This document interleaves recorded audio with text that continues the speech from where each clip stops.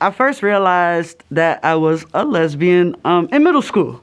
But of course, because being brought up, you were always told that, being gay is wrong, it's a sin, you're going to go to hell. In middle school, I had a lot of sisters. And I knew that it wasn't just like a sister because I really have best friends that are like my sisters. So I had quite a few sisters that I would have a relationship with. And I had guy friends, like a majority of my friends coming up. I played basketball and football with the guys. So I wasn't attracted to them. So I knew early on that, yep, I was a little sweet tea. I first knew that I was not straight when Shiga was introduced on Kim Possible. And she just was so fine. And it was I don't know what I'm feeling, but I want to be her maybe. I didn't want to be her. I wanted to, kiss her and stuff. There's a lot of expectation of the finding out that you're gay from movies and stuff that I've seen where it's just and then I saw a beautiful woman and I knew. And and maybe there were moments like that, but I grew up pretty religiously.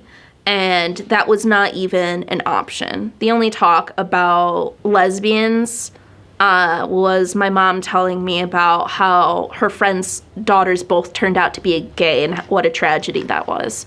I was really repressed in those ways. I'm looking back and seeing that was gay. That was very gay. Looking at my friendships that I had, and I'm like, why did Josie stop being friends with me? Why did this person stop being friends with me? And I'm like, I may have been in love with all of these girls, and they were like, I don't know how to feel about this, and ran away. And also, looking at how I felt about particular TV characters, I'm just like, oh, yeah, there were trends. It tracks. But the first girlfriend that I had was when I was 14, a freshman in high school. And I don't know how I got to that point where I was like, yeah, absolutely, Skippy, she's dope. Let's do this. Unfortunately, in my home and at that time, I didn't really know that was an option, or I didn't really see others who identified the way that I do now. I identified as a tomboy, which was the equivalent then.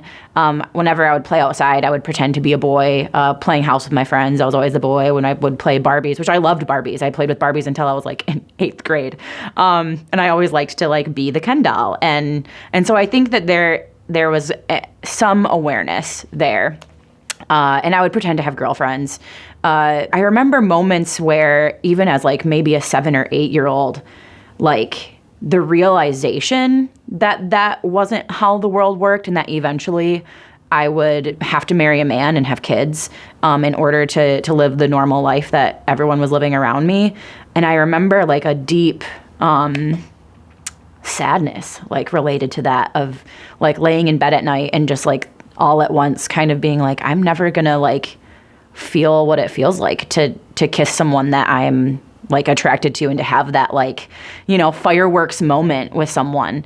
And it felt really devastating. And then I think I just really shoved all that down, shoved it away. I was really involved in the church. I knew my church, did not believe that was okay. And so I sacrificed kind of that aspect of myself and didn't let myself think about it. But always was afraid that other people would know or find out. And so it was constantly holding up this false persona, this false version of myself that I was constantly worried people would see through.